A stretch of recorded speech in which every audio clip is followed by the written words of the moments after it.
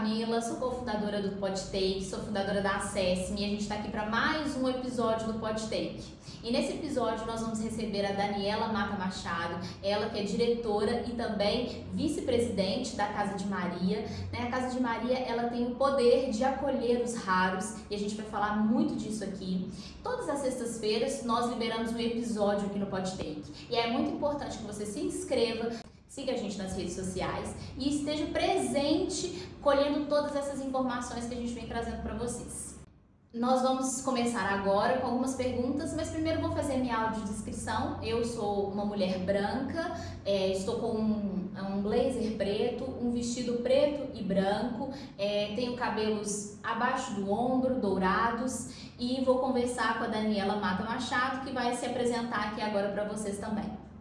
Então, eu sou a Dani, me chamam de Dani, eu sou uma mulher branca, tenho cabelo grisalho na altura do ombro, tô com um vestido preto e sou meio gordinha, já fui mais magra.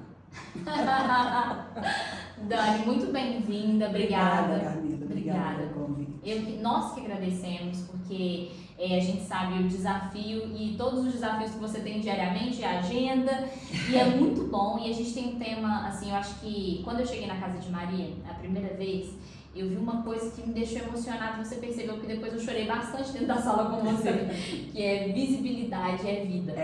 Eu acho que isso, assim, E quando eu fui pensar nesse tema, ele ficou um tema grande, mas que um refúgio Casa de Maria, um refúgio de amor, visibilidade e esperança para as doenças raras. Adoro o amor. Eu também adoro o amor, porque ele não podia faltar, porque esse refúgio é o que eu senti na hora que eu vi as mães lá, sabe?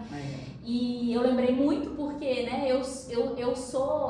que eu sempre... A sua mãe teria se dado muito bem. Muito bem. Ela teria se dado muito bem. A minha mãe precisava de vocês. Talvez se tivesse a Casa de Maria, o caminhar dela seria mais fácil. Muito. E então eu acho que quando eu escolhi o tema era justamente isso, para poder trazer para as pessoas esse universo, sabe? Do que é ali a Casa de Maria, que é o que eu senti. Quando eu entrei, eu senti isso, esse acolhimento, E você enxergar as pessoas, sabe? Eu acho que dar essa vista e todo o trabalho que vocês têm feito e que a gente tem acompanhado é justamente esse, de colocar para fora todos nós ali, Porque às vezes a gente fica... as pessoas sempre falam assim, quando a gente fala, nós temos 3 milhões de raros, nós temos 18 milhões de raros. Aí eu vou falar, onde é que eles estão? Pois é, esse é o problema. Exatamente. Então eu acho que é isso. Onde eles estão? Eles estão ali. A Casa de Maria está fazendo esse trabalho, está trazendo eles para serem vistos, sabe? Quando a gente vê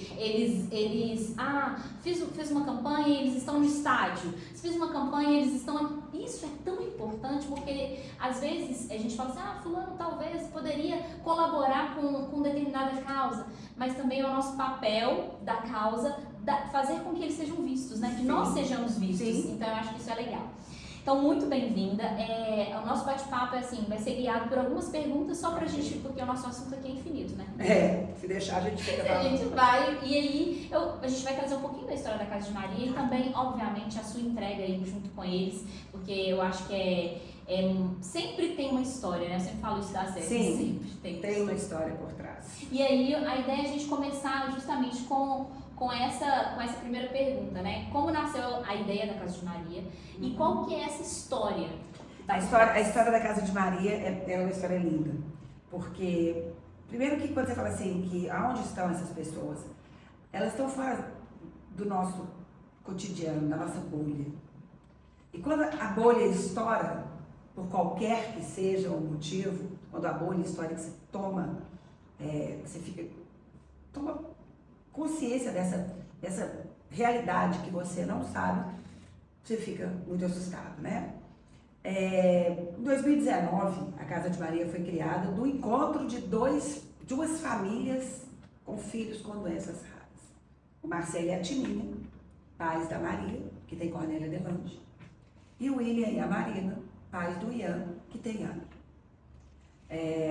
Quando a Maria nasceu, ela veio para tirar eu falo que ela veio para tirar uma escama assim dos olhos de um monte de gente envolvidos nessa história. Por que eu entrei nessa causa? Porque a minha irmã é casada com o irmão mais velho do Marcelo. E aí, quando a Maria nasce, ela muda não só a realidade daquela família, como a realidade das outras pessoas que gravitavam ali, né? Parentes e tal. A gente nunca tinha escutado falar em doença rara.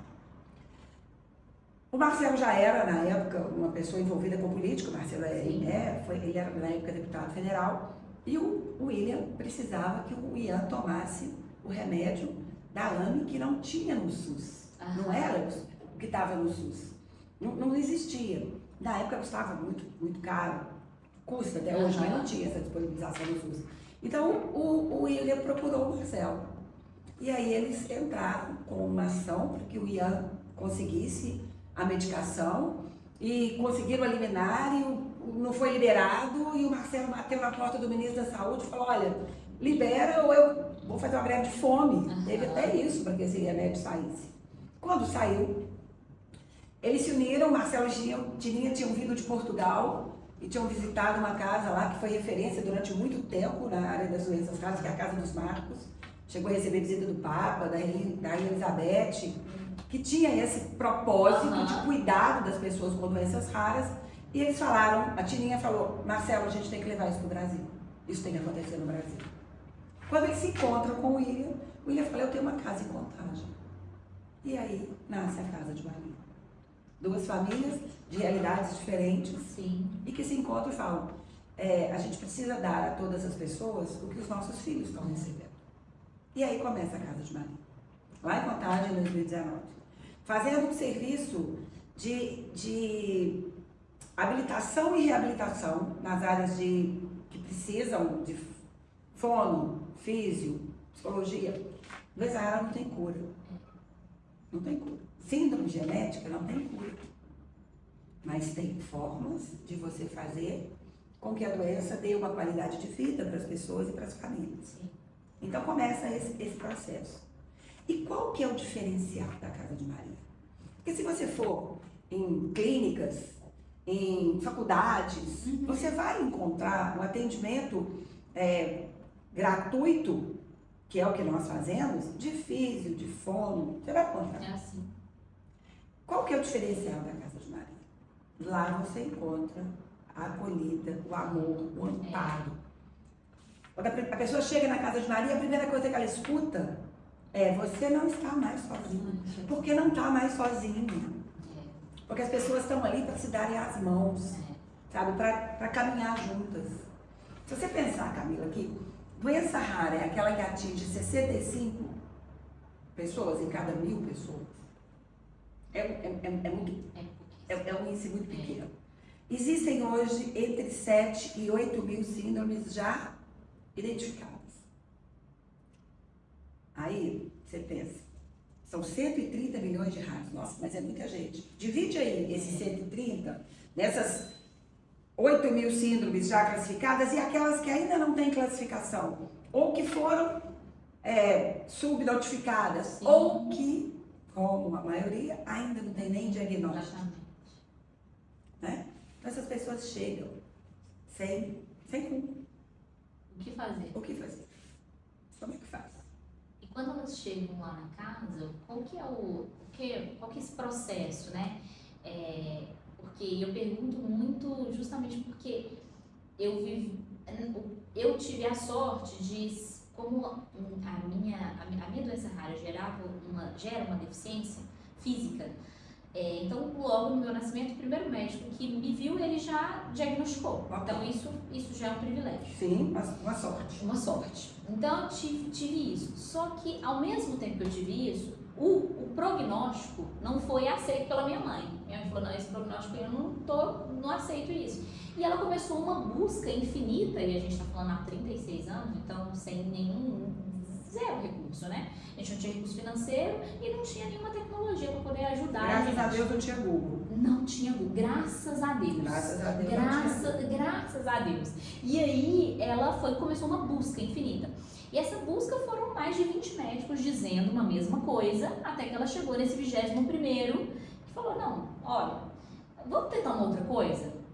Então, e ela poderia, se minha mãe também tivesse mais conhecimento, eu acho que ela não teria criticado. Sim, talvez não. Ele era um médico jovem. Talvez não. E residente. ela poderia ter falado, eu não te falar isso, eu acho que eu tenho que chegar, né? Chega, eu vou voltar aqui para esse, vou continuar. Então eu acho que aí a minha pergunta então eu cheguei aqui na casa, então hoje existe a Casa de Maria. Existe. Sim. Como que é esse processo? Cheguei na Casa de Maria. Hoje existe não só a Casa de Maria, mas como existem várias associações já ligadas a síndromes, né? Então, sim, existe a associação de Prader Willis, existe a associação de Cornélia de Lange, existe a associação de outras, sim, síndromes, porque hoje, ainda bem que existe o Google desse lado, e as pessoas conseguem se conectar. E a importância da ACESM nesse momento, para ajudar nessas conexões. Sim.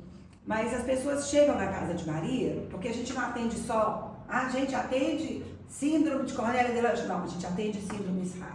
Sim. Então as pessoas chegam, batem na porta da casa, porque nós somos uma casa de assistência social, nós não somos uma clínica.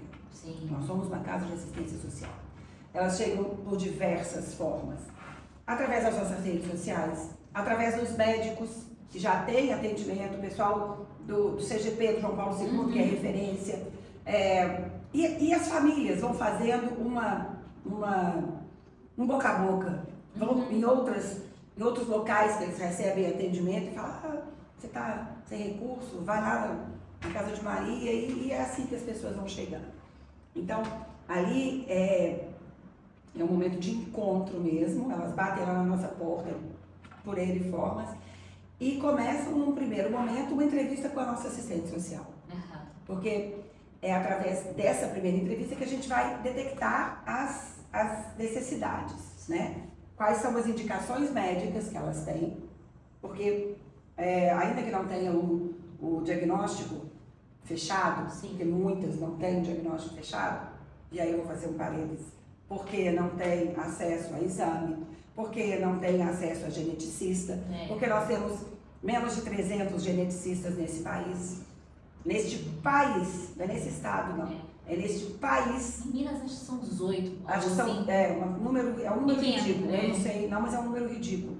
Nós não temos um médico geneticista para fazer esse diagnóstico. Uhum. Um exame genético custa muito caro, o primeiro, e nem sempre ele é conclusivo. Sim. Porque as síndromes têm sintomas que se confundem, né?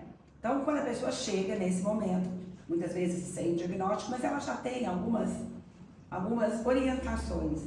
A maioria das crianças detectadas como PC, diagnosticadas como PC, tem outra síndrome. Sim. E aí elas chegam lá, precisa de fono, precisa de físio, precisa de psicólogo. E aí a gente primeiro fala, e o que a família está precisando? Isso é muito importante. O que a família precisa? Porque o nosso olhar, né, ele é para o raro, mas ele é aberto à família. Então a família precisa de quê? E aí a gente, porque às vezes eles chegam lá, o nosso atendimento é 100% gratuito. Uhum. Meu público é 100% SUS. Uhum. E graças a Deus que o SUS existe. Graças a Deus. Graças a Deus que o SUS existe.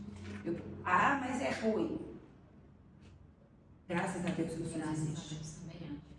E aí eles chegam, muitas vezes não tem os benefícios legais, não sabe que tem direito a um transporte fora do município, se eles estão fora de Belo Horizonte, e a cidade onde eles moram não oferece aquele tipo de serviço. Não tem acesso ao LUAS ou ao BPC, não tem acesso ao passe livre dentro da cidade, porque são benefícios que eles têm. Então, começa por aí, a gente começa, o que a família precisa? E aí, a partir do momento que há esse diagnóstico, né, do que a família precisa, quais são as necessidades da família e do raro, a gente começa a direcionar para dentro dos programas que a gente oferece, e o psicólogo, ele atende a criança num desenvolvimento cognitivo. Eu tenho um grupo de atendimento aos pais, um grupo de apoio, com rodas de conversa, com aconselhamento psicoterápico. Eu tenho uma psicóloga que atende a família, pai, mãe, às vezes um irmão. A gente tem esse atendimento, a gente tem as rodas de conversa. Ontem, por exemplo, a gente teve uma roda de conversa maravilhosa, falando sobre a necessidade das mães terem essa troca, eu não gosto dessa palavra não, porque eu acho ela já batida, mas o empoderamento dessa mãe. Mas é isso. É isso. É isso. É a hora que as pessoas falam, ah, empoderamento. Empoderamento é isso. É. Não é essa coisa que está jogada aí do empoderamento feminino. Não, é diferente. É dar a ela uma condição, uma firmeza, uma certeza, um chão, uma segurança para ela caminhar nesse caminhar, porque é muito difícil. E é muito abandono. É muito abandono. As nossas famílias são 85% famílias monoparentais, sem nenhuma rede de apoio. E uma outra coisa,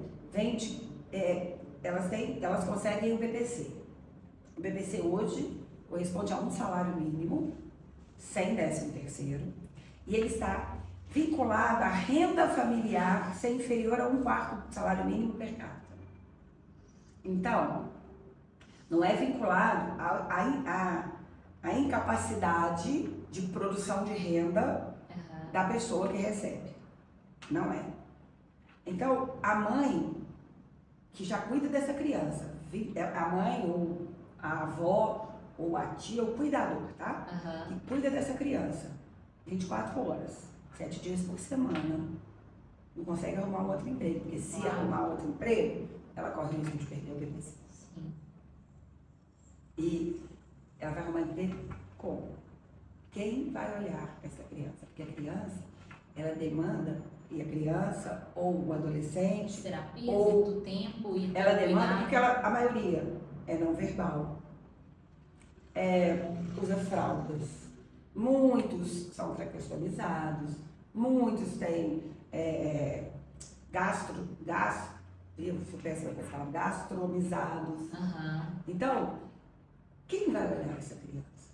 Ah, Dani, a lei de inclusão funciona maravilhosamente bem e as crianças são acolhidas na escola e as escolas têm que oferecer um professor de AEE Não, vamos lá. Vamos pegar todas as pessoas com deficiência desse país, desse mundo, colocar todas debaixo do mesmíssimo guarda-chuva e querer que aquele professor de AEE, que tem uma atenção específica para uma criança que não tem um déficit intelectual, é a mesma que vai dar para uma criança que tem uma síndrome rara? E aí, esse menino que está lá na sala de aula, que precisa trocar a fralda, quem vai trocar a fralda dele? Esse professor de AE? Ele não é formado para isso, não, nem ganha para isso, nem é o foco dele. Ele não tem obrigação. Ah, mas ele faz porque é gente boa. E o que não é? E o que não é? E o que não é que não tem? Risco, aí gera um outro problema. Um outro problema. E outra coisa, você tem um filho não verbal, com uma doença rara, você vai ter a coragem de deixar qualquer pessoa trocar a fralda do seu filho? Nossa. Você já pensou nos riscos disso? São muitos. São muitos. São muitos. Então, falar que basta ter um monitor e um professor de AE para que a inclusão seja feita, é conversa fiada. É conversa fiada. E aí o menino tá com uma sonda, e aí o coleguinha que quer brincar e que tá louco para ser super inclusivo e vai dar um abraço e nesse abraço tira um... Como é que faz? Quem é que coloca no lugar? Então as escolas, para serem inclusivas, elas precisam de ter um técnico de enfermagem, sabe? Então é muito mais. É muito mais. E quando eu falo assim da necessidade de uma escola para os raros, as pessoas falam, nossa, você está querendo excluí-los. Não! Eu estou querendo que eles estejam com os pares. Eu estou querendo que eles estejam num ambiente onde eles estejam seguros, porque ainda que eles não sejam alfabetizados, porque muitos não serão, todo mundo aprende alguma coisa. No dia que você for lá na casa de Maria e tiver uma festa, porque lá tem festa todos os dias, se deixar, você vai ver, por exemplo, a Maria, que tem Cornélia de Lange, que é não verbal. Na hora que essa menina vê uma música tocando, ela doida, fica louca e pega, ela tem ritmo mais ritmo do que eu. Então todo mundo aprende alguma coisa. E eu ter um espaço para desenvolver as habilidades desta criança, que a mãe possa deixá-la lá com tranquilidade, porque sabe o que acontece com as minhas mães, Camila? Elas ficam sentadinhas do lado de fora, muitas vezes, ou recebem uma ligação, vem buscar o fulaninho porque ele está muito nervoso, ou vem buscar o fulaninho porque ele fez cocô. Quem vai trocar? Que visão é essa? E quando a gente... E é até dentro do que eu ia te perguntar pois agora. Já falei um monte de não, coisa, mas já né? tá ótimo. Eu sou péssima, não, gente. você é ótimo, tá ótimo. Eu queria falar justamente isso, né? Que o que a Casa de Maria representa na vida das famílias. E aí, juntando com isso, aí eu vou mudar um pouquinho a pergunta, porque juntando com o que você falou com relação às escolas, a inclusão na escola, eu sempre fui um pouco... E olha que o que eu estudo, a minha especialidade é inclusão, mas eu tenho alguns problemas com relação à escola e processo de exclusão. E não é a escola, não. É o processo de inclusão, porque ele é difícil. E eu entendo que é difícil. Entendo perfeitamente. Eu entendo que ele é difícil. Eu acho que é difícil. E há muitos anos, na minha família tinha... Eu nasci com uma deficiência, uma doença rara, uma deficiência, e tinha todo o processo da escola ali envolvido, que também era tão difícil quanto hoje. Hoje eu acho que está melhor, porque hoje a gente tem várias coisas, né? Mas os desafios. Só que eu tenho uma prima com síndrome de Down, e que é 6 anos mais velha do que eu. E a minha tia se esforçou muito para a alfabetização da Cíntia, muito. Se esforçou para ela ser incluída. Mas chegou um momento dessa fase que a minha tia falou assim, eu não quero mais isso. Ela está sofrendo. Sim. Eu não quero mais isso. E ali, lá atrás, eu não entendia. Com o passar do tempo que eu fui buscando entender e tinha um olhar mais maduro, hoje eu acho o seguinte, quando a gente pensa em colocar uma criança na escola, uma criança com deficiência, seja ela física, motora, psicológica, o que for, tem que ter um amparo, porque essa mãe que ela vai sentir, o que ela sente primeiro? Nossa, vou colocar na escola e que bom, porque eu agora vou deixar de ser um momentinho ali só a mãe. Eu também vou ser a pessoa que talvez eu tenha a oportunidade de trabalhar, a oportunidade de estudar, fazer uma coisa pra mim. Uma oportunidade, como uma mãe virou pra mim e falou assim, sabe por que eu gosto de vir pra Casa de Maria? Porque aqui eu faço xixi de porta fechada. Isso, fazer xixi de porta fechada, tomar banho. Isso, sem preocupar. Sem preocupar. Então, isso é um benefício para a mãe, na minha opinião. E eu acho que é uma luta legítima. Só que, o que acontece nesse... Primeiro, que a escola, ela ainda não consegue, né? Ela não consegue preparar como deve o profissional. Então, esse profissional, ele também se encontra perdido. E aí, se esse profissional está perdido, quem dirá as crianças? Porque é importante, e a gente sabe, Dani, que é importante mesmo ter essas crianças ali. Por quê? Porque essas crianças vão se tornar adultos, e se elas tiverem convivência com crianças com aquilo que é diferente, pronto, isso abre um leque. Enorme. Mas o que eu penso assim, né? E a gente pensa em política pública, em diversas coisas para poder trazer isso para perto. Que essa visibilidade, essa voz que a gente quer dar, traga justamente para essas mães essa oportunidade de colaborar para poder criar. Não vai ser hoje. Não vai ser. Talvez daqui nem 10 anos a gente tenha esse resultado. Eu tenho esperança de um tempo mais curto com essa mudança rápida que o mundo tá. Amém. Então eu acho que talvez, mas eu acho que o que hoje as mães podem fazer, e elas são importantes, para que as mães daqui 5, 10 anos, vamos colocar assim, de maneira bem realista, otimista, é que elas possam contribuir com isso. E aí vem com essa pergunta, né? Na casa de Maria, né? O que a Casa de Maria na vida da família que convive com uma condição rara, qual que é a diferença que ela traz? Então, para mim, ela traz isso, porque quando você diz que eu estou te perguntando, eu estou respondendo para você reafirmar se é isso mesmo. Ela traz para mim uma porta de conhecimento. Então, essa mãe começa a ter conhecimento seguinte, ela tem direito ao voz, ela tem direito, olha, e você também tem direito de colocar o seu filho na escola. Sim. Existem esses riscos. Você está disposta a viver esses riscos? Para você é importante. Então, eu acho que é muito disso, esse papel da Casa de Maria, de trazer a mãe para o consciente. E não só isso, tem uma coisa também que acontece lá na casa, que é uma das coisas que mais me comove, e mais me encanta. muitas delas, como eu te falei, não têm rede de apoio. Aham. Então, ali se torna um espaço onde nós somos família. Entendo. É ser família Casa de Maria. Quando a gente fala assim, você não está mais sozinho, você não está mais sozinho. Então, elas existem ali uma irmandade, elas se tornam, elas vão criando os vínculos, e nessa criação de vínculos, uma dá a mão para a outra no caminho das pedras. Então, teve uma época que uma menina, uma mãe, a criança ficou internada, muitos dias no hospital, e quem é que foi visitar? As mães da casa. Ai, não sei. Quem é que esteve ali quando a mãe precisou ir tomar um banho, ir em casa, descansar? Quem ficou com a criança? A mãe da casa. Então ela chega e fala, puxa vida, essa noite eu passei apertado porque teve isso assim, assim. Ah, o fulano, que é outra síndrome, é outra coisa, eu passei por isso, eu tentei isso, tenta você. Isso. É isso.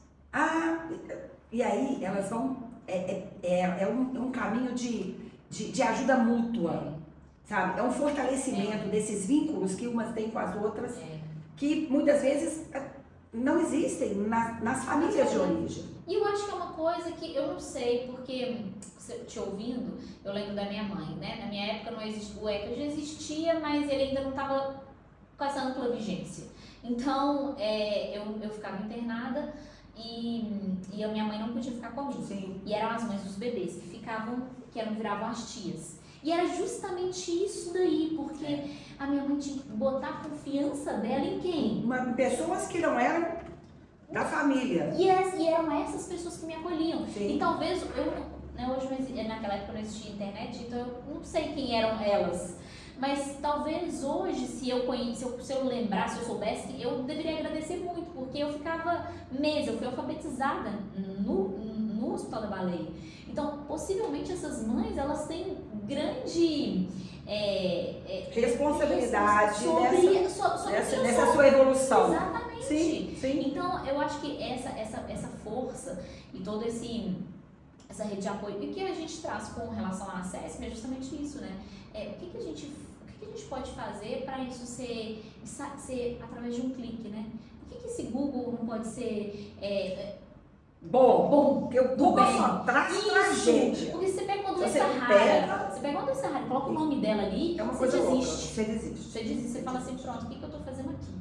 Não vai dar. E é isso que a gente não quer, a gente quer trazer realidade. E para trazer realidade eu preciso dessa rede de apoio. Então como que eu documento essa rede de apoio? Eu preciso que essa rede de apoio esteja aqui dentro, falando e junto. Porque todo dia tem uma pessoa Todo dia nova. tem uma pessoa, e todo dia tem uma pessoa que está aí sendo diagnosticada de uma forma ou outra, ou não, ou está só recebendo. Tem um caso lá na casa de uma mãe que avisaram no hospital. Toda vez que ela fala isso, eu me lembro de você contando que sua mãe só descobriu a sua deficiência quando ela chegou em casa para comprar fralda, né? Essa mãe, ela avisaram que, seu filho aqui, ele tem uma síndrome rara, viu? Ele tem isso assim, assim. Aí ela ficou, e aí agora? E aí, o que eu faço?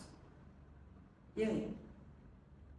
E ela, além de tudo, tem uma história que eles são estrangeiros, ela veio da Síria, ela é uma refugiada que veio, né, saindo da situação, e a criança nasceu aqui, foram 40 dias de CTI, enfim.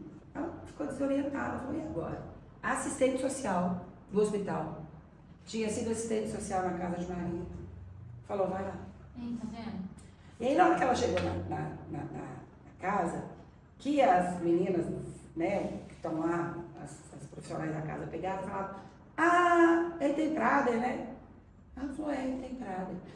E aí já vão, todo um conhecimento que as minhas profissionais já têm de caminhada, porque não tem ninguém que vai, olha, eu vou te ensinar a ser fisioterapeuta de síndrome rara. Não, você vai ter que aprender. A Lidiane aprendeu na marra. Hoje, ela pode ser multiplicadora de todo o conhecimento que ela tem. Outro dia me indicaram uma criança, veio através da Marina, mãe do Ian, né, que é a fundadora da casa, falando, a mãe precisa conversar com a Lidiane, porque a fisioterapeuta que está atendendo a criança não entende de Ian. E faz diferença. Então, a Lidiane chega e fala, olha, deixa eu te contar. Total. E a Lídia aprendeu, e ela correu atrás, mas o profissional precisa correr atrás, né?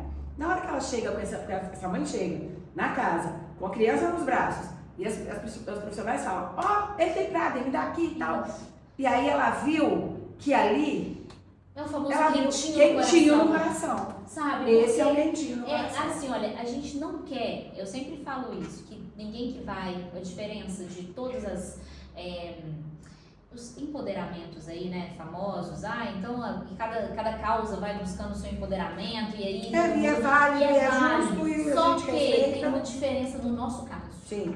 Ninguém vai para o ultrassom não. E fala, eu sinto orgulho. Não é sobre o orgulho. Sim. É sobre uma descoberta difícil. Difícil Que ninguém está buscando ter essa descoberta.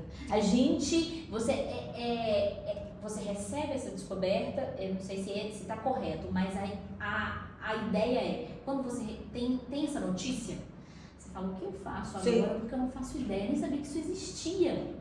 Então, e aí vem para a próxima pergunta também. Qual que hoje é o maior desafio de vocês quando vocês recebem... Porque os raros, todos lá são raros.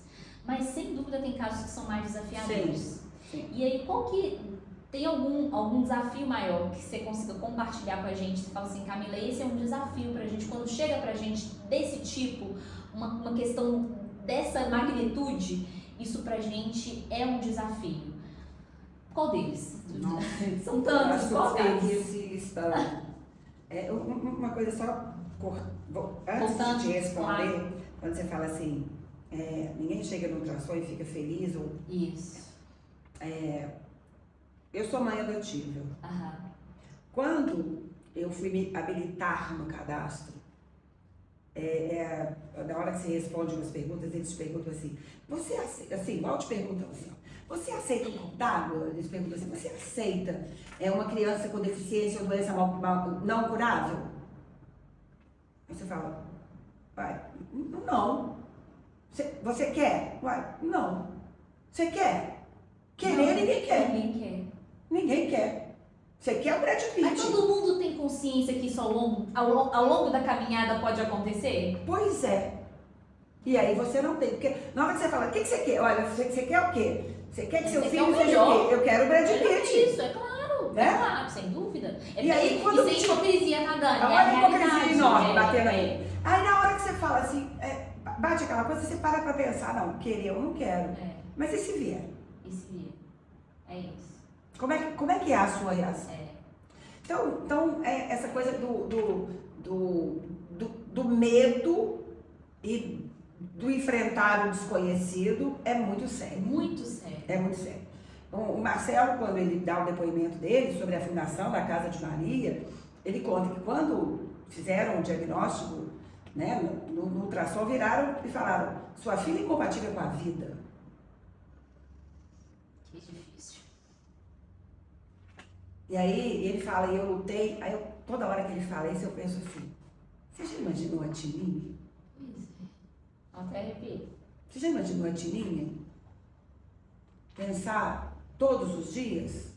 Porque eu posso falar isso perfeitamente, porque eu sou mãe adotiva, eu não gerei, mas o filho nasce de alguma forma, porque eu posso falar isso, mas você já imaginou aquela coisa de, sabe, dentro dela, a força dela, sem dúvida. a força da Tininha é uma das coisas que mais me comove. E eu não sei se você já teve a oportunidade de estar com ela. Não, ainda. A Tininha, e com todo respeito a toda e qualquer crença, a Tininha, pra mim, tem muito de Maria. Na hora que Maria guarda no coração, que falam pra ela assim, você vai ser mãe aí do Salvador, e ela fala assim, como que vai aparecer um menino aqui na minha barriga? E como é que vai ser isso tudo? E ela guarda esse silêncio, a Tininha guarda esse silêncio de bancar esta gravidez e vamos até o fim, eu não sei o que vem, mas vem para abrir o mundo. A Casa de Maria nasce no coração dela na hora que a Maria nasce. E ela fala, eu preciso de dar às outras pessoas o que eu dou para minha filha. E dá. E dá. Então, vou voltar aqui, já acabei, vou voltar aqui. Quando você me pergunta o que é mais difícil, chegam muitas mães sem diagnóstico nenhum e sem saber para onde que elas vão correr. Sim. Porque se você... E aí uma vez me perguntaram, mas para que elas querem saber o que é se não tem cura? Porque eu preciso saber o que é que chama isso aqui que o meu filho tem. Eu preciso dar nome. Isso. Vamos nominar. Porque, sabe, eu preciso saber o que é que tem. E aí tem as dificuldades. Às vezes, as síndromes não tem nem remédio. Não tem nada. Mas quando tem um remédio, como é o caso dos meninos de Duchenne, e o remédio custa 19 milhões de reais, eu não sei se é melhor ou se é pior. Você saber que existe uma droga, um remédio, não vai curar, porque síndrome genética não tem cura, ou doenças metabólicas não tem cura, mas que vai dar a ele uma qualidade de vida. E custa 19 milhões. E quem tem 19 milhões? Quem tem 19 milhões?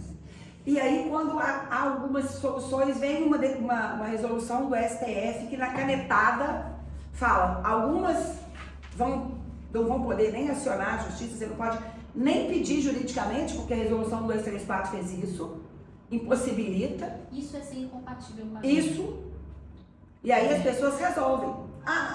É caro. E a gente ouve coisas do tipo, mas com esses 19 milhões, a gente salva a vida de muitos. Oi? Mas a gente está falando de uma vida. Nós estamos falando de uma vida. Imagina então se essa vida fosse da sua folhinha. Exatamente. E se fosse o seu bonitinho? Exatamente. O seu alecrimzinho dourado? Isso, exatamente. Então, assim, as dificuldades, eu acho que quando a mãe ou a família se depara com a impossibilidade, porque ela está cerceada por dinheiro, por falta de política pública, eu acho que a dor é maior. Também eu imagino que seja. Não sei, porque apesar de estar lá todos os dias, apesar de acompanhar, eu tenho tanta história boa para te contar, de evolução, de ganho das crianças, de ganho familiar, mas eu não vou nunca saber a dimensão real disso, porque eu não sou mãe atípica. Eu não sei o que é sentir isso. E você que teve essa história não sabe, porque você não é mãe atípica. E é exatamente isso que eu ia falar. Isso é tão estranho pra mim, porque como uma filha atípica, quando eu me tornei mãe, e eu fiquei grávida da Isis, eu pensei assim, na hora, eu sempre pensei que eu poderia, que poderia acontecer, porque é uma questão genética, então eu sabia dos riscos. E pouco antes de ficar grávida, uma pessoa que tem uma doença rara que convive comigo, falou assim, mas você tem certeza? Você tem? E aquilo, eu ignorei. Eu ignorei e falei, poxa, alguém perguntou pra minha mãe se ela tinha certeza, porque ela sabia de outros riscos, mas desse ela não sabia. E eu cheguei. E aí eu fiquei pensando, mas a gravidez ela trouxe pra mim esse pensamento sobre o ultrassom, que era isso que eu não tive consciência até os 9 meses. Eu vivi 9 meses da gestação sem pensar que isso poderia acontecer. Que loucura! Eu fui alfabetizada no hospital, vivi aquilo tudo e eu anulei aquilo para eu poder viver o que eu queria. E aí, quando eu chego lá no meu médico e que ele me faz a pergunta, sabe quando você chega perto de uma pessoa e você sente assim que ela tem alguma coisa estranha? Ele me viu grávida. E ele olhou pra mim e ele falou, Camila, parabéns, que legal e tal. Ele falou, você fez o teste genético? Aí, você já fez o teste genético? Aí eu pensei assim, não fiz. O Léo e tal, aí fiquei, não. E conversa vai, conversa vem, ele falou, tá, tudo bem e tal. Ele falou, o seu parto, eu queria um parto normal, eu nem podia ter um parto normal, eu nem sabia que não podia. Ele falou, não, de jeito nenhum não pode, tem que ser cesariana e tal. Aí beleza. Dali, o que eu fiquei pensando, porque eu cheguei em casa e falei com o Léo, acho que você tem que fazer um teste genético pra gente poder ver aí com você, porque o meu caso, eu já sou o recessivo da história e o que eu enviei foi isso mesmo, porque é o que eu tenho. Agora você, e ele falou comigo. Agora? Ele falou, e agora nem nunca, nem se a gente tiver 10 filhos. Nem se a gente tiver 10 filhos, a gente tá no risco da vida. E aquilo ali, ele ganhou 10 vezes o meu amor, né? Porque ele tá no risco. Ele falou assim, olha, eu gosto e amo você do jeito que você é. Sim. E é na construção que você tem de vida. Então, e aí, nisso a gente traz esse desafio realmente de como eu comecei a pensar sobre isso. Olha, eu posso me tornar uma mãe atípica, porque eu sempre falo isso, você pode dar a sorte na vida de nascer saudável, sem uma deficiência, e chegar à velhice e tá muito bem. Mas esse percurso aqui, meu querido, a gente não sabe nada que vai acontecer da vida. Nada. Então eu acho que é essa história, e eu realmente não sou uma mãe atípica, não estou uma mãe atípica, Não está. Não estou. Eu acho que assim, todo mundo tinha que trazer isso, porque fica parecendo que fica distante isso, né? E tem umas outras coisas que eu acho também, Camila, é o seguinte, não se avalia, não diminuo as dificuldades da maternidade de qualquer situação. Da mãe atípica, da mãe típica, mãe que gera, mãe que adota, não é isso. Mãe sofre, mãe e tal. Mas a realidade das mães atípicas é muito diferente. Muito diferente. Uma coisa que a gente aprende quando a gente começa a lidar com a síndrome rara é que, embora as pessoas tenham... eu tenho, por exemplo, lá na casa, 5 crianças, 5 pessoas com a mesma síndrome. Nossa, 5? Então ela não é muito rara, não. Eu ouvi isso outro dia. Falei, não, quantas pessoas você conhece que gripam? Ou que são asmáticas? Ou que tem enxaqueca? Quantas você conhece? Eu tenho 5 para deles. 5. Desses 5, cada um é de um jeito. Em cada um deles, a síndrome se manifestou de uma forma. Tem características comuns? Óbvio que tem, é uma síndrome. Mas eles são indivíduos diferentes. A realidade dessas mães é diferente. A forma como a mãe encara a doença é diferente. E isso tudo faz com que as realidades ali sejam muito diferentes. Sim. Não só financeira, não só emocional, não só de estrutura familiar. Isso tudo vai compondo, mas uma coisa todas elas têm em comum. E todas as vezes que elas falam disso, eu me comovo. A pergunta é, quem vai cuidar dele quando eu não estiver mais aqui? Então, outro dia eu ouvi de uma mãe na casa, que ela falou assim, eu começo a me preparar para o dia que ele tiver que morrer, porque ele precisa morrer antes de mim. Porque não tem ninguém para cuidar dele. E você imagina a dor dela para poder falar uma coisa dessa? Imagina? Eu tenho que me preparar porque ele precisa morrer antes de mim. Nesse dia eu fui para minha casa, deitei na minha cama e chorei. Imagina. Porque... Como? E aí eu separo para pensar, você vai falar o quê pra ela? E aí minha mãe me perguntou, eu contei isso pra minha mãe, ela falou, você falou o que pra ela, minha filha? Eu falei, eu nunca tinha pensado nisso. Isso. Porque foi o que eu dei conta.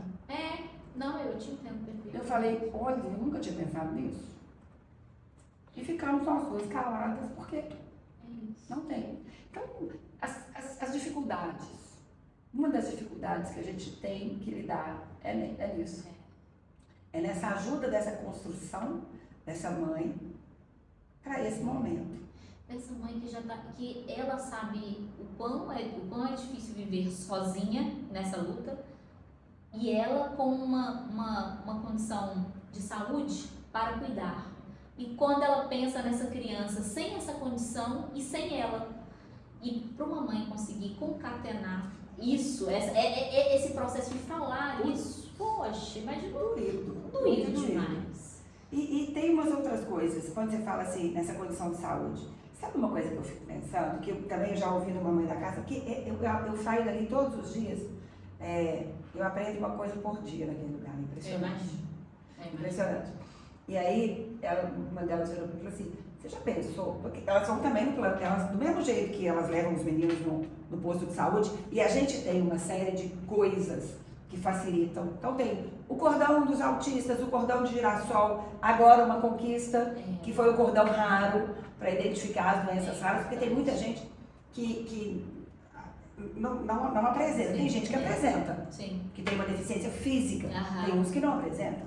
Né? Então a importância desse cordão raro, para nós, isso foi uma conquista maravilhosa. E aí a gente volta, visibilidade é vida, as pessoas precisam entender que existe, né? Então, ela vai e tem um acesso rápido. E aí, ela tem uma dor de barriga, uma dor de estômago, uma coisa qualquer que ela precisa ser atendida no posto de saúde. Sem a criança, ela não tem um atendimento sério, só que ela vai para o posto de saúde e fica lá, sem quanto tempo para ser atendida.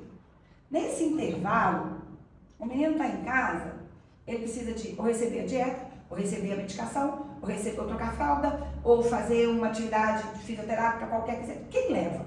Quem cuida? Então ela tem que sair do posto, não dá tempo dela ser atendida, porque ela tem que voltar para casa para poder.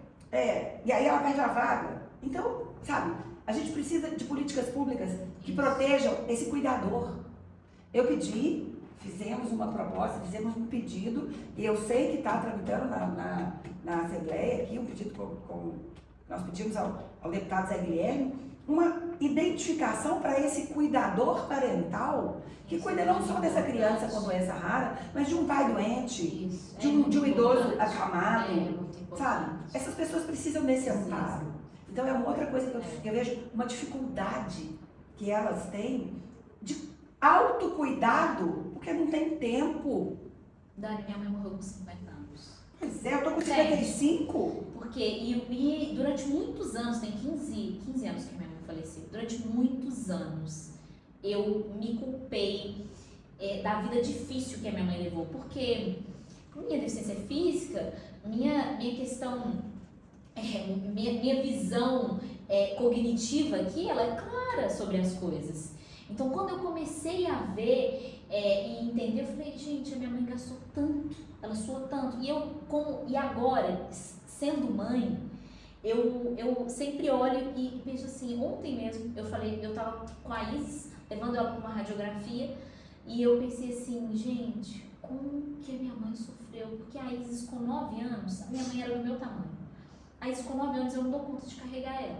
A minha mãe me carregava morros acima desse Belo Horizonte, e eu comecei a chorar caminhando com a Isis, e falando assim, gente, eu falei, Isis, filha, como a minha mãe foi guerreira. Sim. Como a minha mãe conseguiu, porque eu não consigo, só o meu aparelho pesava 3 quilos. Mas mulher, eu fico pensando, como que ela fazia isso? Eu não sei. Eu também não sei. Eu também não sei. E vou te falar assim, eu vejo lá na casa umas mães, porque eu tenho crianças verbais, eu tenho crianças que não têm dificuldade de locomoção, mas a maioria tem dificuldade de locomoção. A maioria usa cadeiras de rodas, ou andadores, ou... Essas mulheres, para chegar... Eu estou no Belvedere, né? Para chegar lá, muitas pegam 2, 3 ônibus. Um dia, parênteses também, um dia uma chegou lá em prantos. Ela chorava compulsivamente. E eu fiquei... O que eu faço? Sem entender. Meu bem, fala aqui com a tia Zé. Abre seu coração. Por que você está chorando que eu não estou entendendo? O motorista do ônibus. E eu falava, o que o motorista do ônibus fez? O que o motorista do ônibus fez? Me explica o que o motorista do ônibus fez. Quando ela conseguiu acalmar, ela me contou assim, eu estava empurrando a cadeira, não estava no meu ponto de ônibus, eu estava empurrando a cadeira, o motorista do ônibus parou no meio da rua e perguntou se era o ônibus, se era o carro dele que eu ia pegar. E não era. Porque se fosse, ele ia parar ali onde eu estava para eu subir no ônibus. Aí eu falei,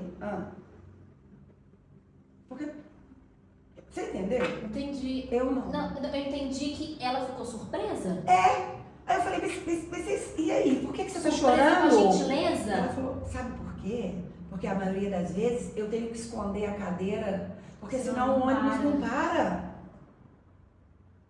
Olha onde a gente chega, que um grau de gentileza, que é assim, o mínimo, comove a pessoa. Como é que essas mulheres chegam lá? Porque empurra a cadeira, carrega a sacola, com fralda, com comida, porque passa muito tempo fora de casa, não tem dinheiro para comprar. Tem que levar a comida dela, deles, né? E ali, e vão, como que elas dão conta? Não sei. Eu também não sei. Não sei. E quando eu passo por situações mínimas, eu me pergunto, porque ontem a Isis estava no hospital e ela falou assim, mãe, eu estou com fome. E aí eu pensei, gente, como é que a sua mãe tirava ela dinheiro? tirava dinheiro? Porque ela não trabalhava. Lógico, como é que vai trabalhar? Quem ia levar?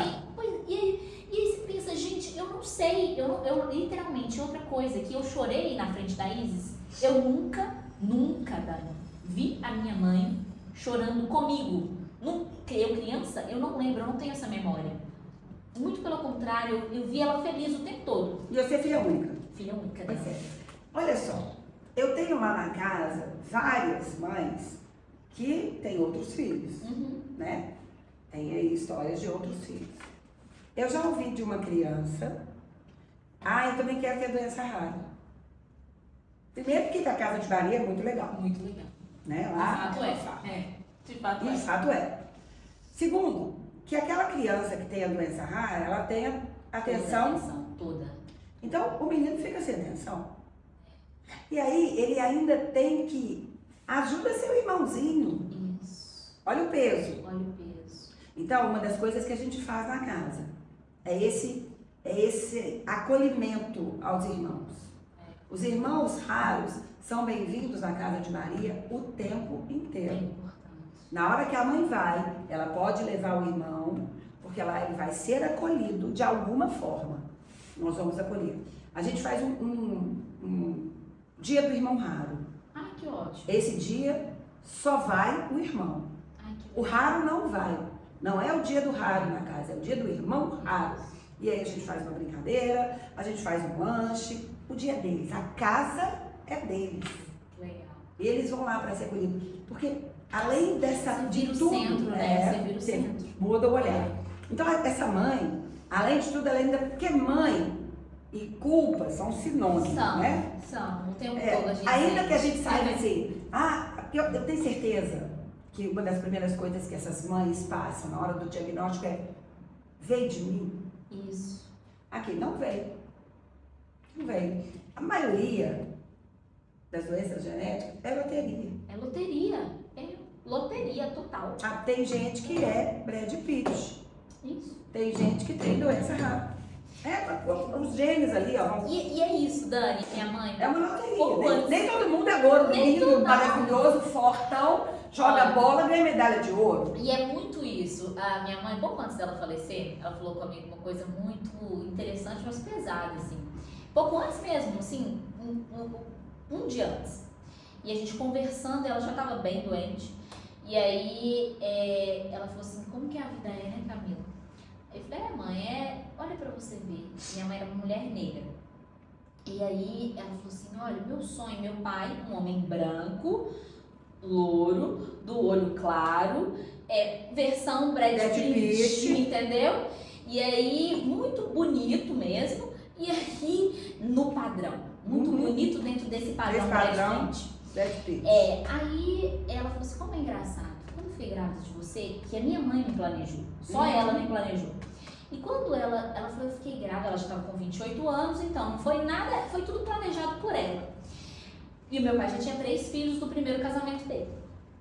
Aí ela falou assim, olha, eu pedi a Deus pra você nascer branca com cabelo liso.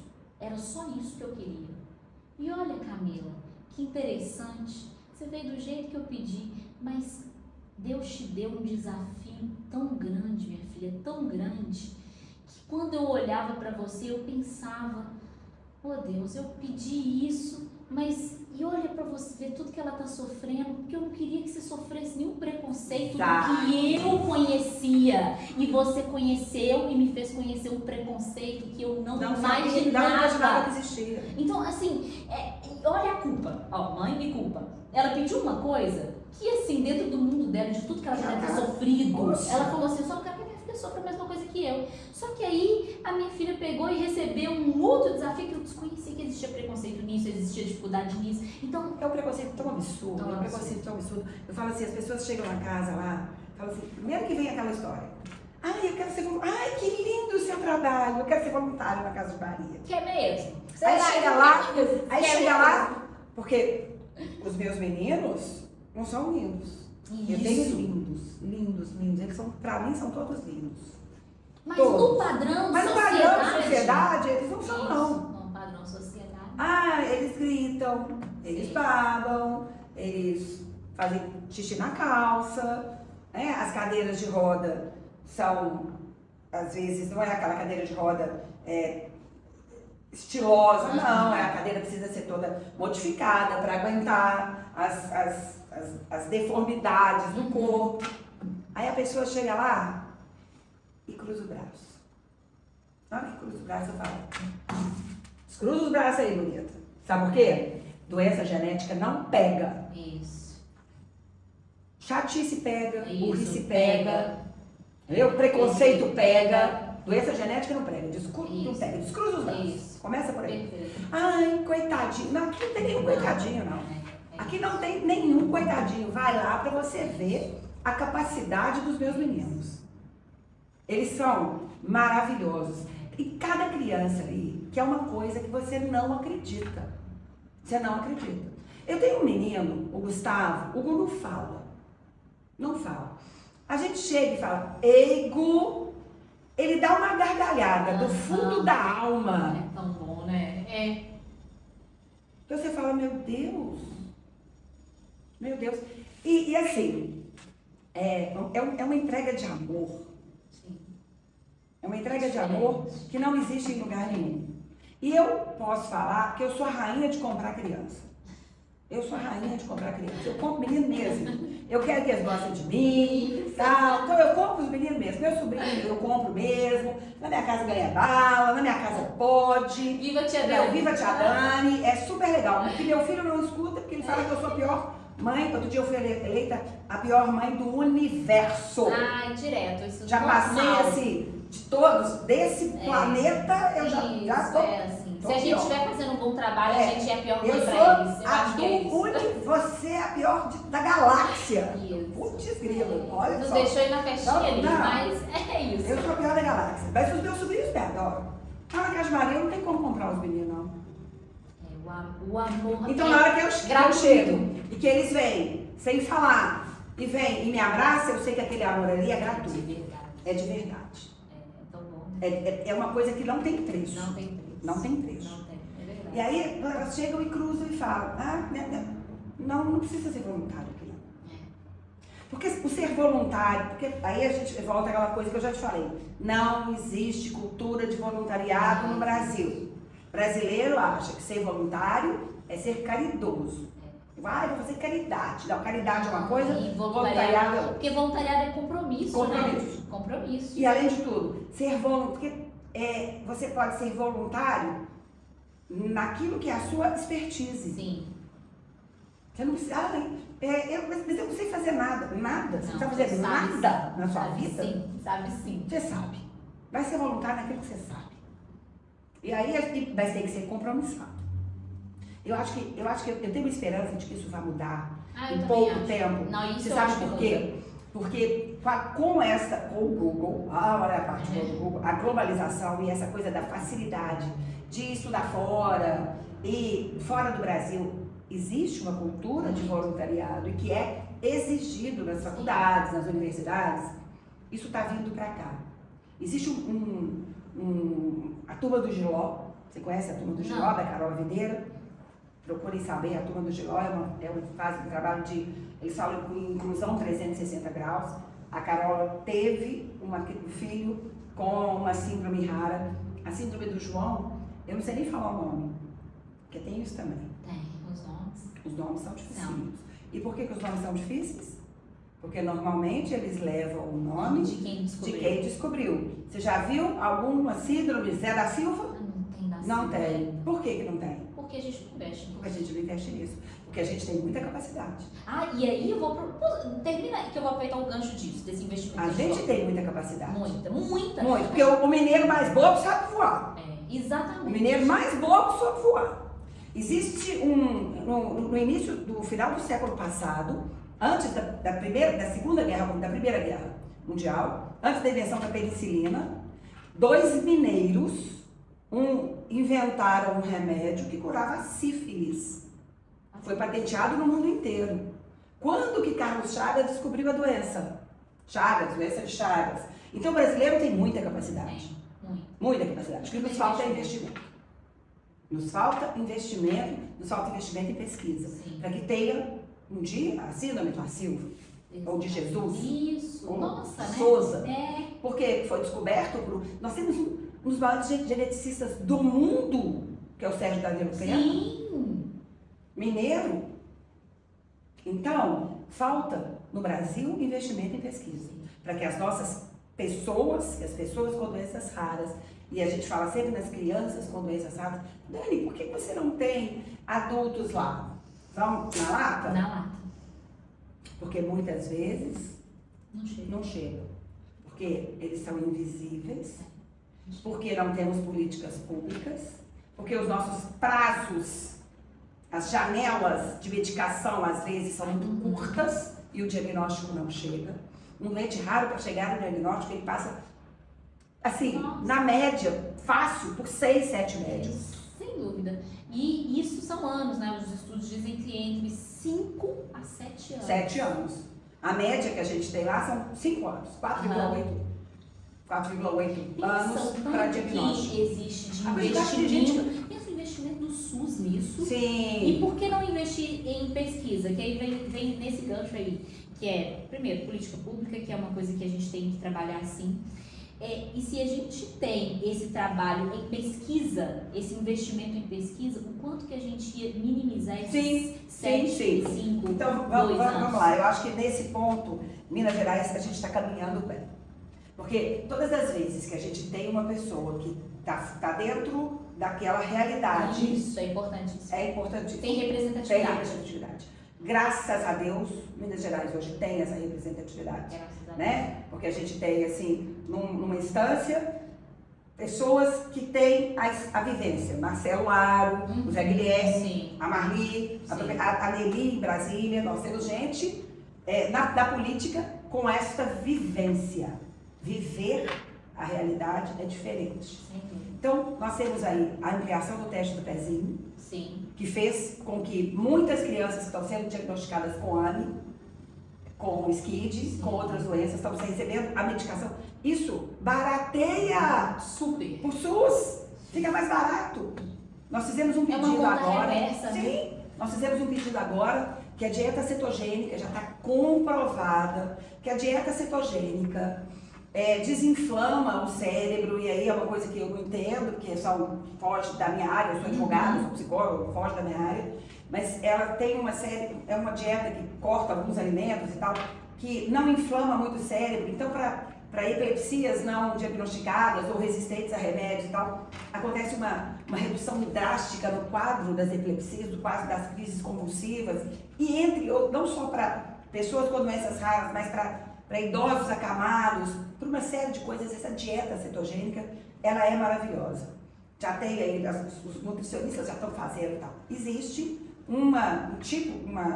quando faz a dieta integral, esqueci o nome, mas o preparado, a dieta mesmo, tem uma agora cetogênica, que não é disponibilizada pelo Sistema de Saúde de Minas. Já tem no Espírito Santo, já tem no Distrito Federal, já tem no Sul. Bati na porta. Olha aqui, ó. Nós precisamos que isso aconteça na farmácia de Minas para diminuir custo. É isso. Precisa ser disponibilizado, porque aí vai diminuir custo de internação, vai diminuir custo de judicialização para obtenção do remédio e outras crises que vão gerando outras coisas. Tem uma melhoria na qualidade de vida da pessoa. Política pública. E é o que a gente precisa. A gente precisa que haja nas escolas públicas um técnico de enfermagem, escolas adaptadas para receber essas pessoas. Escolas onde eles estarão com os pares. É importante isso, porque a socialização é importante. Os meninos vão da Casa de Maria, nós temos uma atividade lá que chama Turminha de Maria. Eles vão para lá de várias idades e de várias condições. Eu tenho os cadeirantes, eu tenho os que têm mobilidade reduzida, eu tenho os verbais, eu tenho os não verbais, eles vão todos. Ali eles vão para a minha sala multissensorial, tem a musicoterapia, eles ficam juntos. Você precisa de ver a gracinha de um dando a mão para o outro para caminhar. Porque eles sabem da dificuldade, vamos ajudar aqui o fulaninho, ó. Aí um tá babando, o outro vai lá e limpa. Isso. Eles são pares uns dos outros. É isso. O meu filho não é par deles. Ainda que o meu filho, que tem toda essa convivência, seja de boa, não tem essa iniciativa. Porque, fala, até... Porque ele vem de fora ali, né? É diferente, é diferente. É diferente, porque ainda que as pessoas, que a gente ensine, e que hoje seja muito mais comum do que foi na sua época. Com certeza. Né? Muito mais. Porque tinha muita gente que ainda olhava, hoje em dia as pessoas nem olham. Isso é o olhar. O olhar. Ontem, depois eu vou te mandar um take da minha filha falando sobre o olhar. Perguntei para ela sobre o que incomodava ela sobre o que as pessoas poderiam fazer para serem mais inclusivas. Ela falou assim, eu acho que poderia olhar igual, não olhar diferente. E sabe por que ela sabe isso? Porque ela já viu várias vezes as pessoas olhando para minha perna e às vezes olhando para o meu pé, porque o meu pé chama mais atenção, porque o meu pé ele só tem 4 dedos e ele é um pé diferente mesmo, não é um pé que você vê o tempo todo. Então, quando você nunca viu um pé diferente, na hora que você olha para esse pé, chama uma certa atenção. E aí incomoda ela, porque a mim, gente, 36 anos com esse pé, né, pra mim, já não faz diferença nisso, pra mim não. Mas não faz diferença da pessoa olhar pra mim, tá tudo ok. Mas eu acho que não é legal. Não é legal. Não é legal, porque assim, se a gente, por exemplo, se eu tiver escorrendo meu nariz aqui, em vez de você olhar pra mim e ficar olhando assim, nossa, o nariz, meu Deus, você vai ficar Camila aqui, ó, um paninho aqui, ó, limpa seu nariz. Pronto. Não precisa. Então, e agora, o meu caso não é o nariz que está escorrendo, é uma condição minha que vai ser eterna. Então, eu acho que essa questão do olhar, essa questão, que é uma coisa que isso só vai acontecer quando tiver inclusão da escola pra frente. E que a gente, por quê? Porque nos ambientes onde eu também tive a oportunidade de chegar, eu não via Camilas ali, eu não via. Sim, entendeu? Eu ia chegar nisso. Eu não via. Eu só criei acesso porque eu comecei a ficar incomodada com isso. O meu mestrado eu fui fazer porque nas empresas de tecnologia que eu tive acesso de trabalhar, as pessoas me achavam muito incrível. Entende? Eu nem sou assim, sou uma pessoa comum.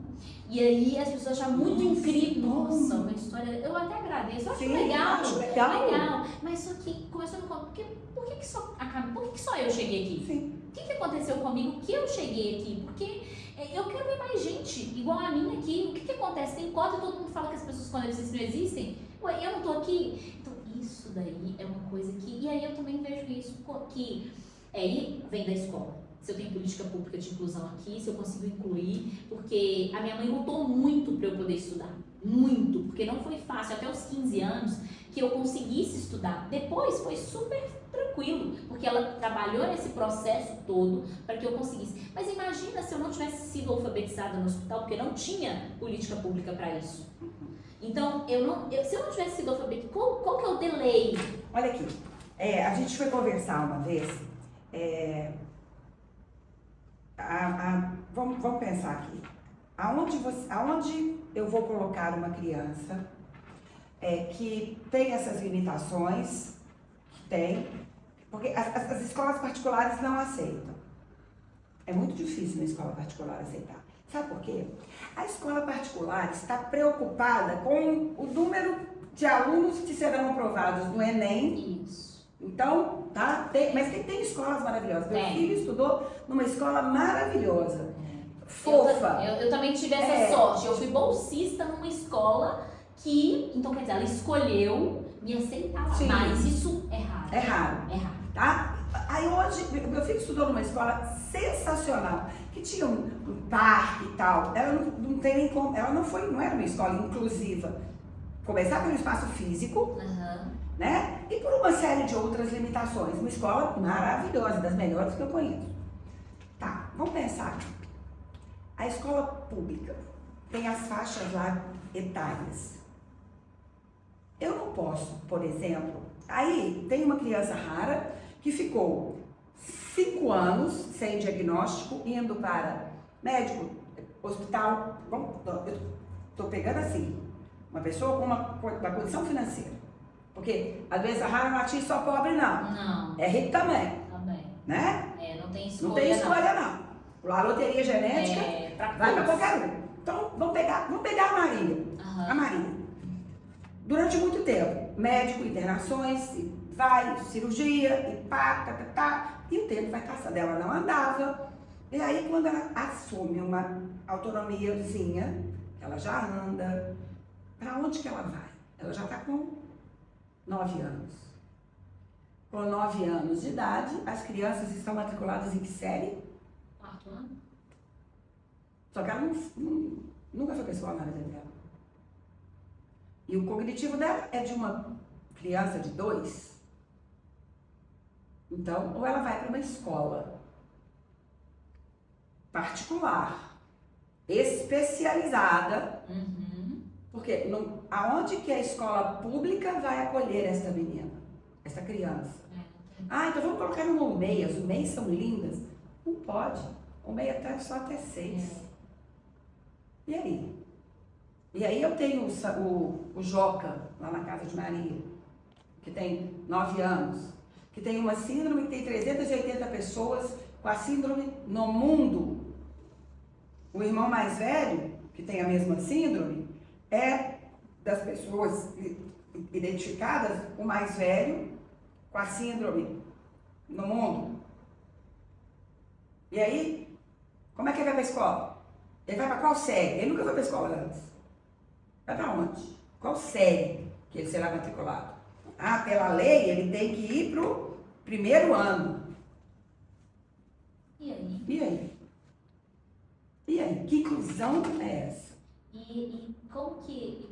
E como é que são esses pares? Isso que eu ia falar. Que pares são esses? Porque vamos colocar a criança numa sala de aula de 1º ano para ser alfabetizada.